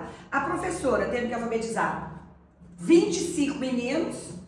Não dá. E ainda tem que ter tempo de fazer atividades específicas para alfabetizar. Gente, vamos descer do cogumelo? Será que o governo pode entender que essas crianças que vão se tornar adultos aí, que eles precisam de uma escola especializada, e aí a gente... Eles precisam de ambientes especializados, porque nós não estamos falando, Camila, de um menino com síndrome de Down. Isso, não é nós isso. Não é síndrome de Down. Não é. Que é maravilhoso o trabalho que o Mano isso, Down faz, de inclusão. Aquilo é um sonho. Eles dão conta, mas eles dão conta. Mas eles dão conta. Ou uma criança, uma Camila, que tinha um problema físico e não tinha problema cognitivo, a escola é obrigada a incluir a Camila, porque inclusão não é ter rampa, não. Exatamente. Inclusão não é ter rampa. Exatamente. E a gente passa até por isso, porque nessa cidade ninguém anda. Ninguém. E as pessoas, como eu, precisam aprender que você não estaciona o seu carro numa vaga de deficiente, nem por um segundo, por favor, e nem tampa a rampinha que tem porque lá na porta da Casa de Maria eu coloco cones e as pessoas atropelam o cone. E eu vou ali só um instantinho. Não, você não vai ali nem um instantinho só. Então, assim, é o mínimo. É o mínimo. É o mínimo. E aí, então, assim, é muito diferente uma inclusão de uma criança, de uma pessoa com deficiência física, uma pessoa com deficiência auditiva, uma pessoa com deficiência visual. diferente. É muito diferente. Porque também aí, quando a gente fala de uma pessoa com uma doença rara, que tem uma deficiência Sim. física, cognitiva, que tem limitações gigantescas ali, a gente está falando da inclusão da família. Da família. A inclusão é da família. Porque não adianta, sabe o que acontece? A mãe vai pra escola e fica lá assim, ó, esperando na porta. A hora que a professora de AEE vai chamar, aqui, ó. Hoje ele tá muito nervoso. Ele tá muito nervoso. E aí, sabe o que acontece? Tem umas outras coisas. Eu tenho mães, eu tenho uma mãe na casa, que a menina usa sonda, porque ela precisa de sonda, ela não pode ficar sem passar a sonda para tirar a urina durante o período, que ela deita no chão do banheiro da escola para passar a sonda na menina, e a escola denuncia. Ai, que absurdo! Então, manda para o conselho tutelar que a mãe está fazendo práticas desnecessárias da criança. Meu Deus! Meu Deus! Meu Deus! Que loucura! Vocês não se colocam no lugar dessa mãe? Não se colocam no lugar desta mãe. Não se colocam no lugar dessa mãe. E aí a menina estava sentindo muitas dores e a mãe deu um remédio que a mãe estava tomando como outra coisa. E aí ela chega e foi denunciada que estava automedicando a menina. Gente, aqui, vamos lá. Gente. Vamos lá. Olha aonde chega. Então não existe. Não existe, sabe? Falta. A família rara, ela fica muito desassistida. Muito desassistida. E eu penso assim que é um trabalho sem fim. O trabalho Casa de Maria, o trabalho Acesse-me, o trabalho, tudo que a gente tem construído, na minha visão, é um trabalho sem fim. Sem fim. Principalmente porque as pessoas, a gente está ciclando pessoas, o mundo é assim, né? E como a gente tem um processo longo ainda, óbvio, a gente tem países que são referência em inclusão, mas porque já tem uma cultura. Sim, diferente. Né? Como a gente falou, voluntariado é uma cultura. E a gente está caminhando. Eu acredito. Eu também acho. Eu acho que a gente está caminhando. Eu acho que está muito melhor. Eu tenho 36 anos. Muito melhor. Então eu acho que hoje está muito mais. As Camilas de hoje, elas têm uma possibilidade muito maior. A família das Camilas de hoje, e aí a gente está falando nesse âmbito aqui que ainda é muito mais simples, porque diversas doenças raras que são inseridas ali no ambiente da Casa de Maria e que vão trazer desafios muito maiores para a família, né?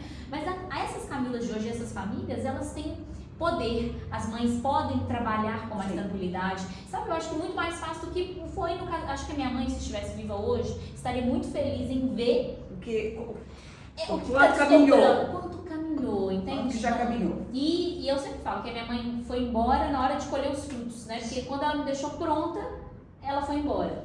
E o que eu penso é que hoje, enquanto Acesse-me, né? E até a minha próxima pergunta a gente já está fechando, né? Como que você enxerga assim, essa parceria com a Acesse-me, de que forma, né, que a Acesse-me pode colaborar com a Casa de Maria, né? E como a gente pode ser efetivo? Porque quando a gente faz uma coisa nova, né, é um desafio. Tudo que é novo é muito desafiador. A gente fala de Acesse-me e eu sempre falo, Acesse-me não é igual maçã. Maçã, imagina uma maçã na minha cabeça, tá tudo pronto, a maçã aqui. Acesse-me não, a gente está catequizando, né? Então todos os dias falando um pouquinho. Mas a gente acredita, né, esse trabalho até que a gente está fazendo de ir até a Casa de Maria, conversar com as mães, isso está sendo muito valioso. A gente criou o PodTake para poder trazer proximidade e a gente criou agora uma comunidade. E nessa comunidade é como se fosse de fato um Facebook, um Instagram, mas uma coisa que os médicos conversam ali dentro, mas que as mães enxergam o que os médicos postam de informação dos tratamentos que eles estão fazendo. E é uma troca ali. E a comunidade, o que a gente quer trazer também, sabe? A gente quer sensibilizar essa comunidade que trabalha com isso, né? Que é esse mundo de saúde. O que a gente quer fazer? Que a gente quer bater na plataforma assim, aqui, deixa eu te falar. Eu sou atendo particular. Tudo bem, não tem problema não, a gente entende o seu trabalho. Mas será que você consegue aplicar um desconto aqui para a nossa comunidade Acesse? Será que você consegue? E se você aplica esse desconto, eu vou atrás de uma vaquinha. Eu, Acesse, estou indo atrás de uma vaquinha para poder custear isso. Então assim, a gente pensa em diversas coisas, sabe, Dani? Muitas coisas. Mas como que você pensa e o que a gente pode fazer para poder colaborar também e vice-versa? Quando você fala assim, acho que são as coisas básicas, Camila, que é informação. Sim. E visibilidade, né? Eu costumo brincar que com os médicos que eu conheço, eu falo assim, não me dê seu telefone, porque eu vou pedir favor. Eu falei aquele dia naquele congresso, eu peço favores. Eu sou uma pessoa que peço. Eu sou pidona, eu peço. Eu peço muito aos médicos que você atende particular, eu entendo perfeitamente, mas dedica uma consulta seu mês para um dos meus meninos. Tem um otorrino, o Dr. Bruno Holanda, que eu ligo para o Bruno e falo, Bruno, mais um menino para você. E ele atende os meus meninos, muitas vezes ele fala, eu nem sei, mas vamos lá. Né? Eu ligo para os médicos conhecidos pedindo ajuda. E por que eu acho que quando eu falo, então, de dedicar um tempo, todos os meus conhecidos eu peço. Porque é importante demais essa dedicação de abrir o seu espaço. Isso.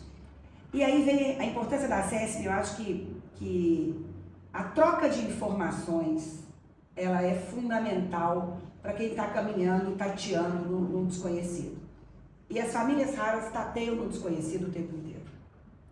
Porque muitas das síndromes não têm prognóstico, muitas... outro dia aparece lá e fala, o que ele tem? Ele tem XYZ. Eu falo, opa, esse aí é o primeiro. Nós vamos ter que caminhar juntos. E vamos ter que buscar informação juntos. Se a gente concentrar o maior número de informações possíveis e o maior número de vivências possíveis num lugar de fácil acesso, nós estamos caminhando mais rápido. E eu como advogada de família, falo muito que quando a gente está ajuizando ações, a gente fala que quem tem fome tem pressa, né? Na ação de alimentos, principalmente na área da família, quem tem doença rara tem mais pressa ainda. Muito. Então, se eu já sei que determinadas situações, um exemplo, quem é que reforma a cadeira de rodas? Isso. Gente, é o fulano. É o fulano. Eu já dei um salto. Então, do básico ao maior, a gente precisa de ter um lugar que seja confiável para reunir essas informações. Porque se a gente fala, ainda bem que tem o Google, que pena que tem o Google, porque se você bate no Google qualquer coisa de informação sobre doença rara é um terror. Então, na hora que você bater lá e achar o terror, quem sabe você acha também um refrigériozinho.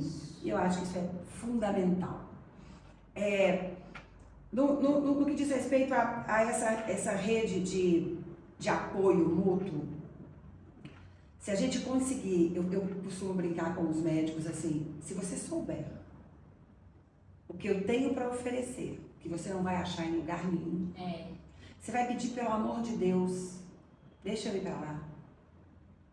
Na hora que você entender o que eu estou te oferecendo, em termos de conhecimento, de oportunidade, você vai pedir pelo amor de Deus para atender os meus meninos. Abra o seu olhar para isso. Abre, aprende.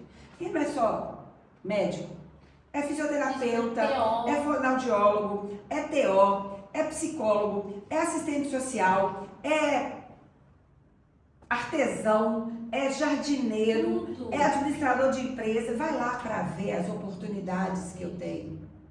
Porque na hora que você for, você vai falar, Dani, pelo amor de Deus, por favor, só um pouquinho, deixa eu ficar. Essa sensação que eu tenho. Sabe? Quando as pessoas entenderem isso, elas vão ver que quem está fazendo o favor sou eu. Exatamente. Eu é que sou muito legal. A gente conseguiu uma rede de apoio junto a uma grande rede de saúde, que é o Grupo DASA. A gente fez uma parceria com o Grupo DASA e a Casa de Maria, onde nós temos um desconto grande em exames de laboratório, que já é uma ajuda. Já é uma grande ajuda. Né? Eu falo com os médicos, todos que eu frequento, na hora que você for receber o seu representante farmacêutico, começa a perguntar, escuta, quais são as políticas de apoio que vocês têm para pessoas com doenças raras? Porque todo laboratório, Daniela, o remédio custa caro, porque o investimento em pesquisa é muito grande e para pouca demanda, eu entendo. Mas já compensou o seu investimento ali com tanto de Novalgina que você vende, de pirona, paracetamol, sabe? E assim, o que você tem? Eu vou, porque a gente sabe que existe, né, nesse meio médico e dos laboratórios um corporativismo grande no sentido de receitar aquele remédio, a gente sabe disso. Então, em vez de querer congressos ou viagens, troca, exatamente. Troca. E aí entra muito gente, você ser voluntário. Exatamente, é isso que a gente pensa, sabe? Vamos de novo para a palavra que está muito usada, mas é talvez empoderar o ser bom. Sim. Entendeu? Tem jeito de empoderar. A minha visão, eu também acho. Acesse-me é isso. Vamos empoderar ser bom? Sim. Empoderar ser bom é como? Doutor, quando o senhor participa aqui, quando o senhor doa o seu tempo aqui, o senhor, além de trazer informação, porque está pegando a preciosidade toda, né? Você vê uma corporação do tamanho da DASA que consegue fazer isso, doutor, você é um. Sabe? Então, na sua unidade, o que você consegue fazer? Eu consigo 1 hora, uma consulta por mês. Por mês. Puxa, isso é legal demais. O que eu quero? Eu quero que você participe aqui, uma consulta por mês e coloque os desafios clínicos. Sabe por quê? Porque desafio clínico vira pesquisa. Sim. E a gente está fazendo pesquisa de graça. De graça. Tô te dando aqui, ó. É pesquisa de graça. Você pode vir para cá fazer a pesquisa de graça? E aí, até... Uma corporação tão grande quanto essa, que é a DASA, também é pesquisa de graça para vocês. É o que você falou, olha, na realidade vocês não sabem, mas é um favor. É um favor que eu tô te prestando. É um favor. Então eu acho que essa visão no acesso, no caso de Maria, é a minha visão, assim, justamente o que você falou. Eu acho que é informação, facilidade e tempo. Então se eu ganho tempo. Eu ganho tempo. E tempo para doente raro. Não tem preço, é vida. É vida. Uma criança que está lá diagnosticada, por que é tão importante? Diagnosticou a AME no teste do pezinho, ela começa a ser medicada imediatamente, não com um remédio que custa 7 milhões, mas com um que custa oral baratinho. Isso. O possível. O que é o possível? E aí resolve uma série de problemas. Porque talvez ela não vai precisar dos milhões. Olha a economia que nós estamos fazendo. Talvez ela não precise dos milhões. Ou então a gente consiga baratear esses milhões, porque a gente vai começar a entender o seguinte: não tem 1, não tem 2, não tem 3, porque quando a globalização tem esse papel, a gente ainda não conseguiu fazer isso porque a gente faz tateado, né? Aqui, mas se a gente junta todo mundo e fala assim, peraí, eu não tenho só 300, talvez eu tenha no mundo 1000, e cada um eu não tô sabendo. Eu não tô sabendo. Isso poderia ser mais barato? Sim. E talvez eu tenha um país muito rico vivendo isso, e eu tenho até uma solução aqui no Brasil, que a gente não tá tão rico assim, mas só que a gente tem uma solução e junta os dois e fala, gente, vamos resolver isso? A gente tá salvando vida. E tem mais, sabe, Camila? Eu fico pensando assim, hoje me perguntam assim, quantos doentes raros tem em Belo Horizonte? Eu não sei. Não sei de falar. Não sei. Mas como você não sabe? Não sei. Porque tem tanta gente que é subdiagnosticada, tem tanta gente que tá aí, a família não teve condições de diagnosticar. Eu realmente não sei. Mas eu sei que não são poucos, são muitos. São muitos, e em todas as classes sociais. Como eu lido só com pessoas em situação de vulnerabilidade, eu me foge essa camada que existe, que eu sei que existe. Uhum. Mas e essas pessoas precisam saber aonde estão aquelas pessoas que as amparam. Isso, exatamente. Até uma campanha, né? Uma campanha difícil de fazer essa, porque como que você faz um formulário e fala assim, por favor, você me fala aqui se você é de milhões, não tem... Não... Mas se o meu povo, se as minhas famílias, se o meu público souber, olha, gente, lá na Acesse, eles distribuem, sei lá, papel e caneta. Opa! Isso aqui, tá aqui. Eu preciso. Exatamente. Então, se todo mundo... Agora, todo mundo que é raro vai precisar de informação. Sim. Então, o raro que tem um acesso maior, que tem uma condição financeira maior, quando ele começa nessa jornada, a necessidade dele está igual aqui. Ele se iguala aqui nesse momento. Sim. Ele se iguala. Sim, sim. E ele precisa das mesmas coisas. Sim, sim. Vai ser mais rápido para ele? Vai ser mais rápido para ele. Mas quando ele começa, ele tá aqui. E eu vou te falar, e ainda que seja mais rápido, e ainda que as condições sejam melhores, as angústias e os medos são idênticos. Porque a falta de prognóstico, a falta de informação é igual para todo mundo. Então, a partir do momento que eu vou tendo informação, se eu começar a diluir, a disseminar essa informação, eu vou recebendo de outros lados. Então, isso é fundamental. Eu já falei várias vezes aqui com você da ausência do voluntariado, mas eu preciso aproveitar esse finalzinho do nosso podcast para poder para poder falar de uma coisa.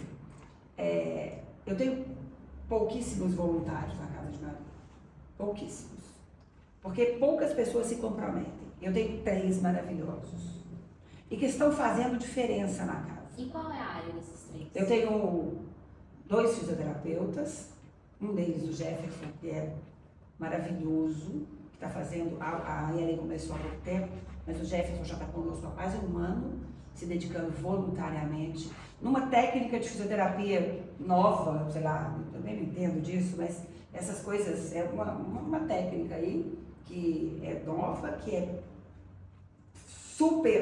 tem super resultado para os meus meninos, e ele vai e se dedica voluntariamente, toda quarta-feira, ele está lá hoje de manhã.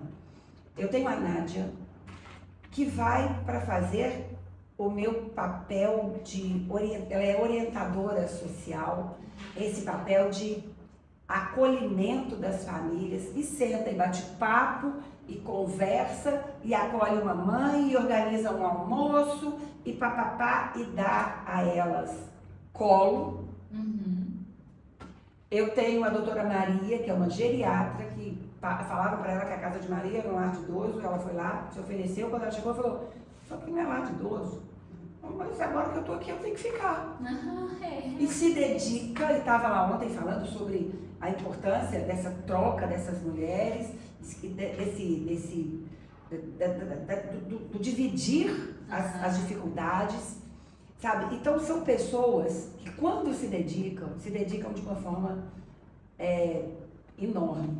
Todas as pessoas que quiserem, que tiverem esse coração aberto, com compromisso, são bem-vindas. Ai, que ótimo. Não é porque eu falo assim, você não quer voluntário? Não, eu quero. Mas eu quero que as pessoas se voluntariem nesse sentido. E às vezes, o que eu preciso, das especificidades, você precisa só de médico, não, eu preciso de um voluntário na área da tecnologia da informação que vai ajudar as minhas mães que têm dificuldade a alimentar a plataforma Acesse-me, que vai ajudar aquela moça que mora lá em não sei aonde, que não vem na Casa de Maria, mas que fica sabendo e consegue se conectar com a mãe, com a outra, porque o filho dela tem essa síndrome. É isso. Então eu preciso de voluntários nesse ponto, porque hoje a informação tem um preço enorme. Então eu não preciso de voluntários só nessa área, eu preciso de voluntários na área da informação. Sim. Então quem aí da área de informação? Vem cá. Claro. Vem cá, eu te dou as informações e você alimenta isso de uma forma. Vamos construir uma Wikipedia das doenças raras de uma forma correta, consciente. Sim. Então assim, e aí a gente esbarra numa série de dificuldades. Mas hoje em dia todo mundo tem um aparelho celular. Todo mundo. Todo mundo está conectado. A tristeza da pandemia, se tem alguma coisa que ela trouxe de bom, a gente pode chamar, foi isso, né? Democratizou a tecnologia, o acesso à tecnologia para todo mundo, né? Todo mundo precisou. Mas a gente não sabe. Eu sou uma pessoa que eu sou uma anta nas redes sociais. Eu sou péssima de postagem, desses troços. Eu não sou boa. E as minhas mães, tem umas que são blogueiras, minha filha. Elas são, sabe tudo, dá informação e tal. Se a pessoa tem a possibilidade de fornecer essas informações todas que ela tem, sabe, de uma forma, chama um voluntário que vai lá, ó, deixa eu te ensinar como é, que elas aprendem. Isso é uma ótima ideia. E é uma ótima, por exemplo, aqui eu já pensei em várias coisas e pensei assim, poxa, a gente consegue diversos voluntários e às vezes as pessoas têm medo também, sabia que as pessoas têm medo de ser voluntário? Eu conheço pessoas que têm medo, falam assim, não, o que eu posso fazer? Justamente por isso. Mas aqui, às vezes essas pessoas conseguem ficar muito bem aqui, ó, tranquilamente ouvindo e inserindo, falando, olha, não, você vem aqui, são didáticas, conseguem fazer isso. Exatamente. E conseguem, e aí eu acho que é super válido isso, eu acho que a gente tem que até reforçar o quanto que o voluntariado com compromisso. Sim, é fundamental. Eu posso que dia? Eu posso na quarta-feira, de 2 às 4. Ok, então esse é o seu momento. Eu sei que De 2 às 4.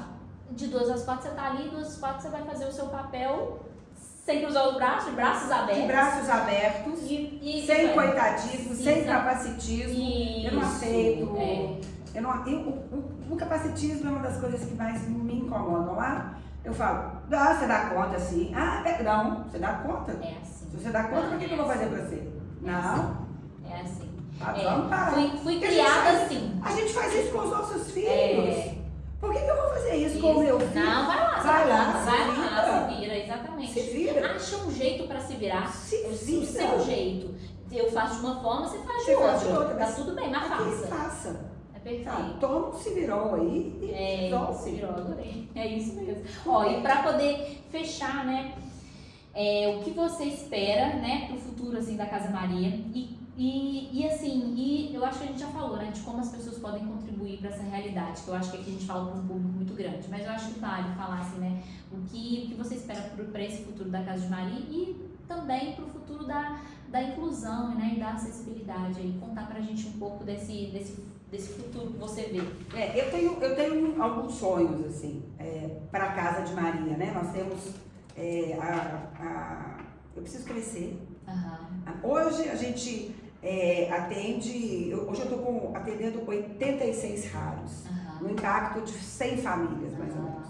Porque não só o raro que vai para o nosso programa de habilitação e reabilitação, mas muitas vezes o raro já não está mais no programa por uma série de motivos e a família continua a frequentar a casa nas nossas atividades de lazer, nas nossas rodas de conversa, nas oficinas de artesanato que a gente faz, que são enormes, assim, tem um monte de coisa legal que acontece lá. No dia do Irmão Raro, entre outras coisas, Raros em Campo que a gente fez. Sim. Tem as famílias que ainda não estão no programa de habilitação e reabilitação, porque eu não tenho vaga, porque minha lista de espera hoje está grande, mas que vão à casa para essas atividades, porque eu sou uma casa de assistência social, né? Então a minha parte de assistência social funciona muito. Mas o que eu queria? Eu queria não ter fila de espera. Esse é o meu sonho. De conseguir quando eu falo meu, não é só meu, né? Eu estou possessiva. Meus meninos, minhas famílias, né? É tudo meu. É tudo meu. E o sonho nosso é que a Casa de Maria aconteça de segunda a sexta, de 8 às 18, bombando o tempo inteiro, que eu tenha mais espaço físico para receber mais pessoas, que eu tenha mais profissionais das áreas de habilitação e reabilitação. E para isso, eu preciso de dinheiro. Porque eu sou uma OSC. Eu vivo de perizinho na mão. Então, quem puder acessar o nosso site, ser nosso doador recorrente, Daniela, mas eu só posso te dar R$10. Ótimo. É o seu Eu sei que eu tenho R$10 seus. Então eu já posso contar. Oba, Camila vai me dar R$10. Eu já posso fazer. Eu sei que eu conto com aquele R$10. Mas eu não posso ser doador recorrente, mas agora eu ganhei dinheiro, ganhei na loja. Tem lá um valor que você pode me doar. Está lá no meu site, arroba Casa de Maria MG, direciona para o site, www.casademariamg.com.br, se cadastra como doador recorrente, seja voluntário, seja padrinho, eu quero apadrinhar alguém. A gente tem um programa lá, você pode apadrinhar o profissional. Eu quero apadrinhar assistente social da casa. Que legal.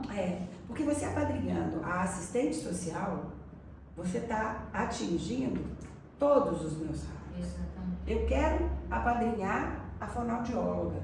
Você tá, olha o grupo aí que você está atingindo. Ah, eu quero apadrinhar um evento da casa. Vamos lá, vamos fazer. Eu tenho uma empresa que é a Biberer, você já ouviu falar? Que elas estão apadrinhando o meu Dia das Mães. Vão fazer uma ação maravilhosa para as minhas mães, com maquiagem, com foto, maravilhoso, maravilhoso. Contei com o apoio do Sindicato dos Médicos ano passado para fazer o Dia das Crianças, sabe? Uma outra, chama Capítulo de Minas, me ajudou, trabalhou conosco também no Dia das Crianças. As empresas podem se ir lá e apadrinhar um evento, sim, sabe?